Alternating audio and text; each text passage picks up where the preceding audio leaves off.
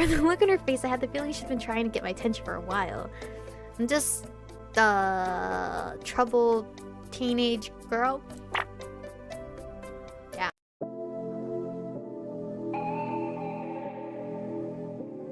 We're born in the moonlight. Ain't no fair to say. Can't breathe in the sunlight.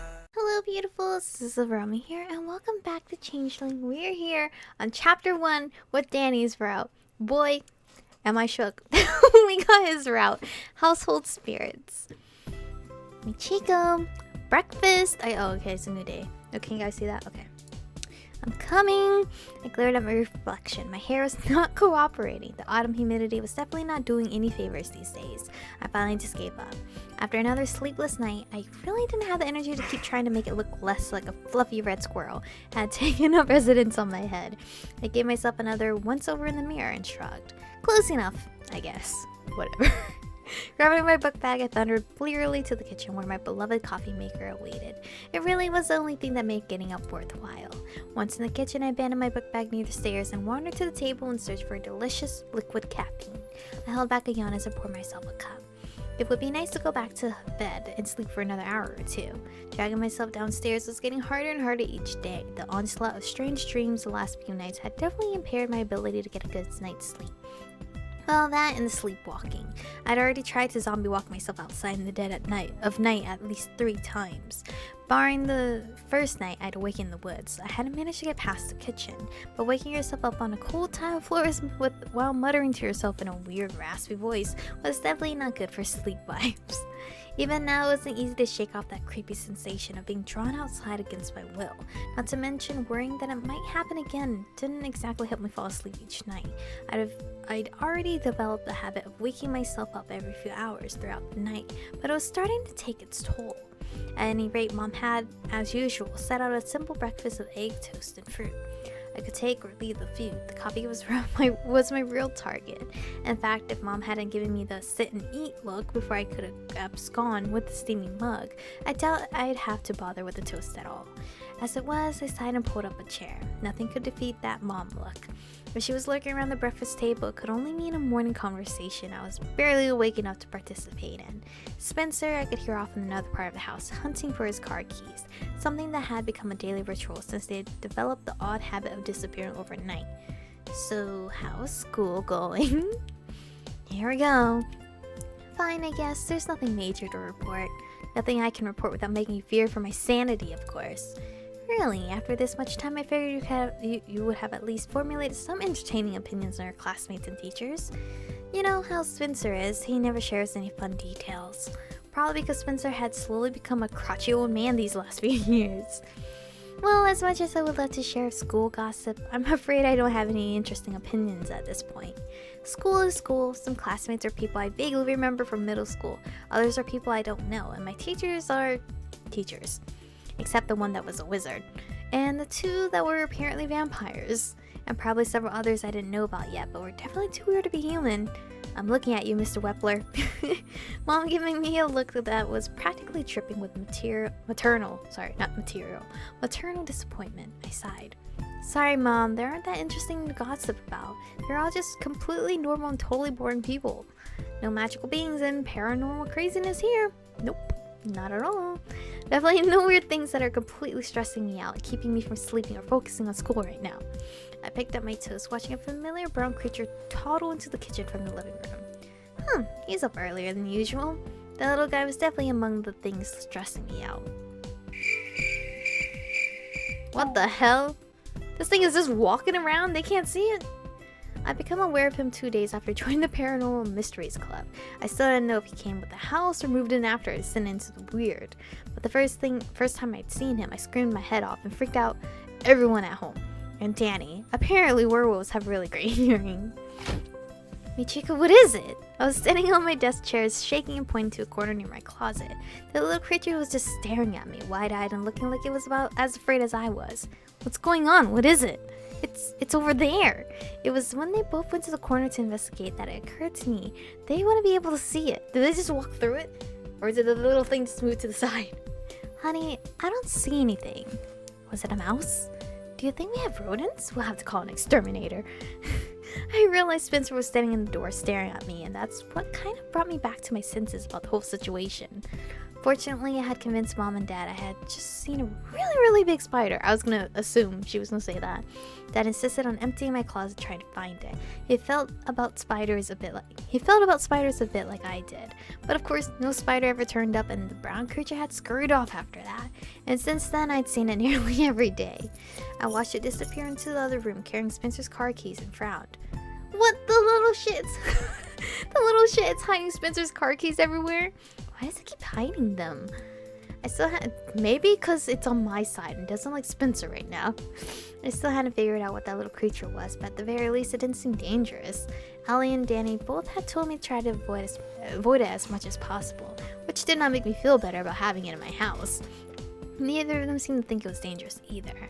If it's content to ignore you, then just don't bother it. It's probably just some kind of household spirit, a brownie or something. A what now?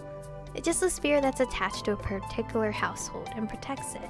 Lots of homes have one, actually. Ewan says there's one in my house too, though I can't see it. He's seen it a few times he's been over. There's some kind of fairy, apparently. Just try leaving a bowl of milk in a discreet place where every so often, and otherwise leave it alone. There are fines have around, but you don't want to annoy it. It keeps hiding Spencer's keys though, and his homework and his shoes. I'm pretty sure it's also what dropped his toothbrush in the toilet. Allie snickered quietly. Did I make it mad or something? Maybe, I don't know. What sort of things can make me mad? Just about anything, to be honest. It was weird sharing the house with something no one else could see, especially when it seemed to want to bully my brother, which, hey, I understood that, but Spencer kept blaming me for everything going missing. Michiko? What? Sorry. From the look on her face, I had the feeling she'd been trying to get my attention for a while.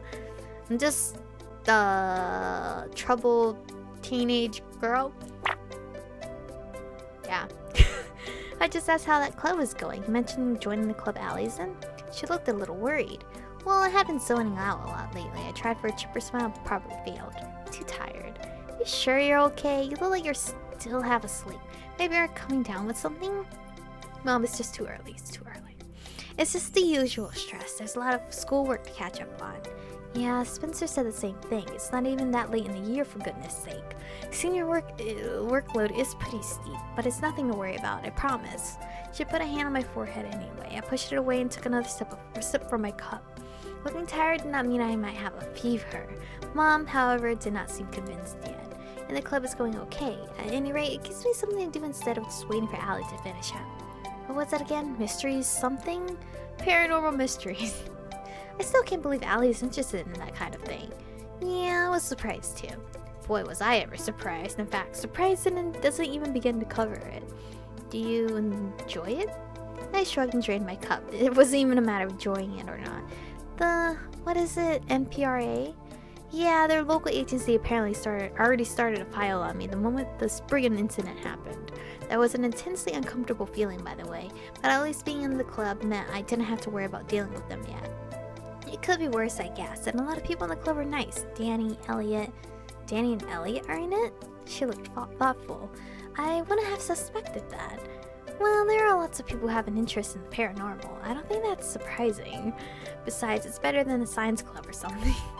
I think Spencer was going to join this science club. Go ahead, Spencer. You do you. I don't know. She gave me a scathing look as she began clearing her breakfast dishes. What do you do during club meetings anyway? Well, a lot of reading and talking about things. Sounds like a book club, but it's not a book club. It wasn't exactly untrue. At any rate, I did a lot of reading up on things while there, and there was definitely occasional talking. Spencer saved me from further explaining the ins and outs of the paranormal club when he came into the kitchen wearing his customary scowl. I can't find my keys anywhere. I haven't seen them, sweetheart. Speak of the devil. I grabbed a bite of toast and retrieved my backpack, far too tired to deal with him this morning. After dumping my dishes in the sink, I quickly washed my hands before downing the rest of my coffee. Wait, I thought she already dumped out her coffee. Or did she dump something else out? Allie should be here soon. I'm going to go out and wait. Okay, honey, have a nice day. I stopped just outside and shivered slightly as I peered up at the sky. The temperature had taken a sudden dip and it was quite overcast out. I wouldn't be surprised if it rained soon. Maybe I should go back in for an umbrella. It'll be fine. I'd be fine. Wasn't like my hair could get much worse, even if it got a little wet. I hopped off the porch and sat down on the walk. Shouldn't sit down anywhere. And started down this walkway toward the street, frowning slightly. I should probably be less cranky about the whole supernatural thing. Aside from the few odd creatures popping up, it's not as if I was in danger on a daily basis. A lot of things were still the same as always. The main thing that had me on edge was the whole secret-keeping thing. But not even because I hated keeping secrets from my family. It was just difficult. I felt like I was in constant danger of being found out. With all the drama and issues I caused in the past, sometimes it felt like everyone was waiting for me to do something weird again. I really hadn't been prepared for the floodgates of weird to open up on my life after that first day. Now I felt like I was relying on the rest of the club to hold my hand and walk me through the crazy when they all had their own problems. Like this whole Halloween and Samhain thing that everyone was so tense about. I sighed as I leaned against the fence and waited for Allie, watching the dark clouds linger in the treetops of the nearby foothills. I still had so many questions about all this, and finding answers hadn't been easy. To be honest, it was the suddenness of it all that was most confusing. I knew Allie thought there was a chance Spencer and I had always been able to see supernatural things, even as kids, but I didn't recall it being like this. Since that first day I had been invited to the club, I was constantly glimpsing what Allie said were little favorite spirits of some kind. At home, at school, at the grocery store, like the little brown creature in the house. That was freaking enough, but there was also faint whispers and things I could only glimpse from the corner of my eyes. Voices that seemed to whisper at the back of my mind or call my name, but when I turned around, there was never anything there. I didn't usually spook easily. But this was spooky, and I didn't understand why it all came out of nowhere. I drummed my fingers lightly against the fence as I waited for Allie. She was kind of late. If I've been part Fae since birth, you'd think that the paranormal would have been plaguing me since childhood, and not just waiting until I found out I was part Fae. Then again, that was the whole point. That maybe it had been, and I just couldn't remember. Like Allie had pointed out before, Spencer and I had a lot of strange games we play as kids, and they were imaginary friends. We'd talk about seeing faces in the trees or hearing singing at night. The memories were all faded and probably heavily altered with time though. Out of nowhere, something streaked through my field of vision and smacked into the fence behind me. What the? I looked down curiously, trying to work out what it was. Something was making quite a commotion down there. We lived in an area that wasn't quite suburban and wasn't quite rural, so I was pretty used to seeing wildlife. What was wriggling around under the fence next to my feet was definitely not any animal I was familiar with. My first instinct was to scramble away and squeal like a child, because that was definitely how adults handle this sort of thing. What is that? I stared at what appeared to be something caught under the fence. At first I glanced. I might have taken it for a really weird looking rabbit, if not for the tail and pants? What are you? Mr. Gnome? Mushroom. Are you a mushroom fairy? and the mushroom on its head. Okay, it looks literally nothing like a rabbit. It was definitely something supernatural. I grimaced and crouched next to it. It was calling out in a frantic little voice, but I couldn't make out any intelligible words. I wasn't sure what to do. Allie had stressed to not interact with anything I didn't recognize, but it sounded like it needed help. How can I ignore it? It might be that mushroom fairy that helped all the mushrooms grow in our yard. Help the poor thing. I couldn't help but study the little creature curiously. It wasn't that big, maybe the size of a small cat.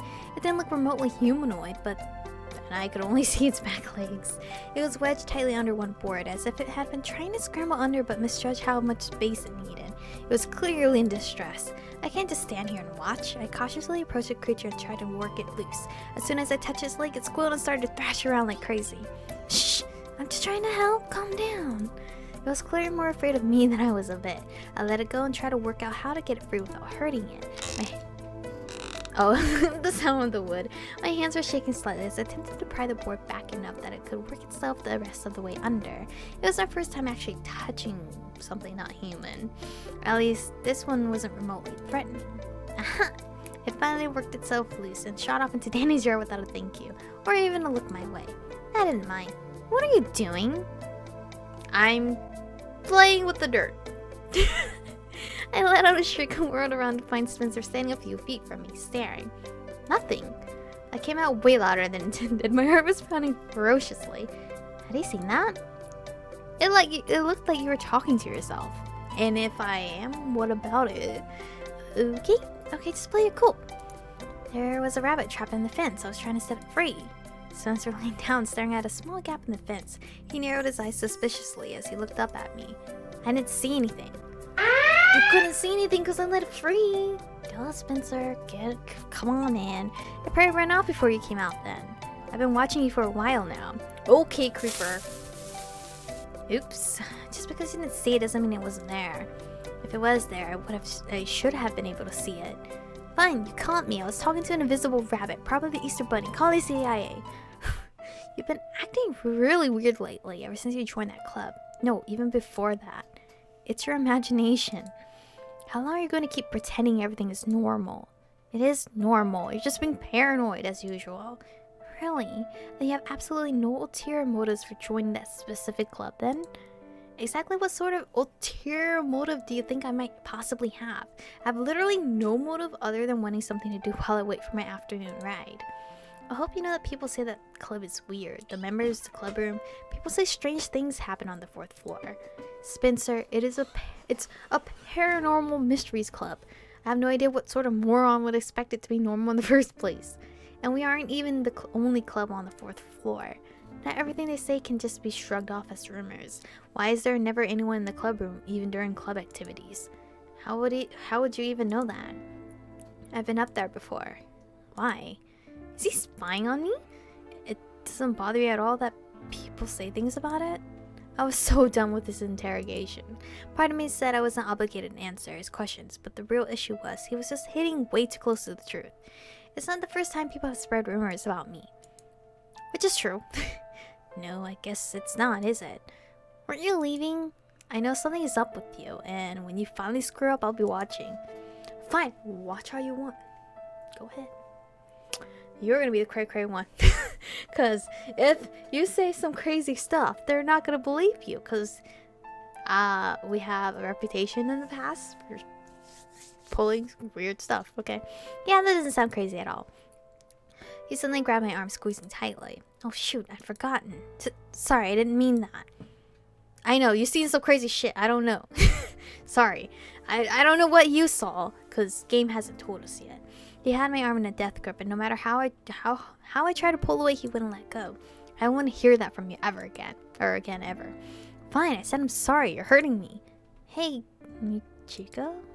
Spencer and I both jumped when we heard the voice. Oh, it's Danny! Danny to the rescue. A second later, Danny stepped around the fence, giving us a friendly smile. His eyes immediately went to the grip Spencer had on my arm. The smile didn't waver, but when he met Spencer's eyes, Spencer immediately released me. He stormed away to his car, and seconds later was peeling out of the driveway. I breathed a sigh of relief. You okay? I didn't mean to eavesdrop, but I heard the two of you arguing. I'm fine. Are you sure? Yeah, it's not a big deal. Don't worry about it. Spencer just hates me. I don't know. I'm used to it already anyway. Danny didn't seem convinced, and I wondered if he heard the entire conversation about the club. With his hearing, I didn't doubt it. I rubbed my arm where Spencer had grabbed it. That would probably bruise nicely. Does he always treat you like that? Well, he usually just grouses and snaps. Today I made him mad, though. It's nothing. I promise. I should be more careful what I say. I don't think anything you could have said really warranted that. It's a really sensitive nerve, and I hit it. I shouldn't have. He crossed his arm over his chest and frowned. He shouldn't grab you like that either. I know, but in this case, we're both wrong. Look, don't worry about it. It's really fine. It was sweet that he was so worried about it, though. Danny's after my heart. Oh, finally, Allie! Allie pulled up just then, honking to get my attention. Thankfully, that saved me from having to explain my weird relationship with my brother to Danny. Thanks for the concern. See you at school.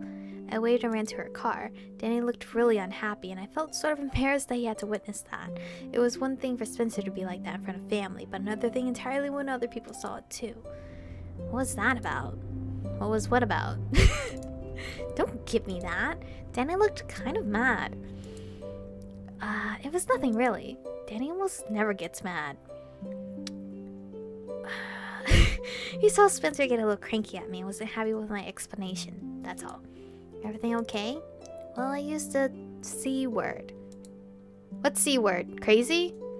She grimaced and reached over to pat my arm. She knew enough about Spencer's history to know that he was really sensitive about any implications regarding his mental health. I assumed Spencer didn't take it well. Yeah, no, definitely not.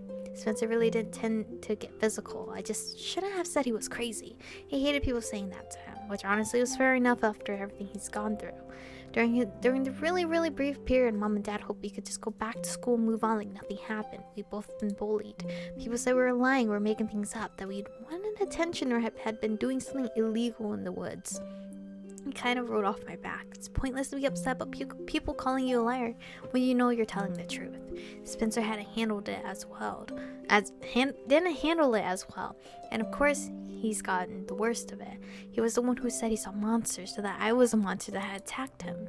He'd lost a vision in his right eye with no apparent injuries. Some thought it was due to him hitting his head. Others thought it was a psychosomatic. It was psychosomatic. Either way, kids at school called him a liar, or said he was crazy. None of his therapists believed him either. Sometimes I think even he thought he was going crazy, at least before the move. The bullying definitely hit him pretty hard. Crazy was a word that was understandably off limits. So Danny heard the argument. Apparently one of the curses of living next door to a werewolf is that he hears just about everything. And this is where we're gonna stop because your girl is way over time. Because I'm so addicted to this game. But if Danny can hear everything, that's not good. Because, wait, can he hear me sleepwalking? Like if I open the backyard door or something and walk through his yard and everything, couldn't he hear that? What if he was the thing that was following me in the back of the woods? I don't know. But anyway, thank you guys for watching today's episode. Stay beautiful, and I'll see you guys in the next one. I still wonder next to where I want to make you mine.